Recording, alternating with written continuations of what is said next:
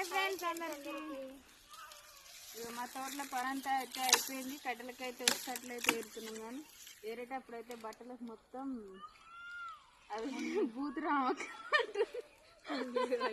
అది ఎప్పుడెప్పుడు చెప్పాలా ఆ పేరు అనుకుంటున్నా నేను. అవన్నీ అంటుకున్నాయి మొత్తం డ్రెస్కి. అవి పీకినే పోతలేవు, అన్ని చాలా అంటుకున్నాయి. కట్టెలు అయితే మస్తున్నాయి ఇక్కడ. ఏరినాం కానీ అన్ని బయట ఇసిరేసినాయి ఇట్లా పెద్ద పెద్ద మండలు. ఇవ్వట్లేవు అవి.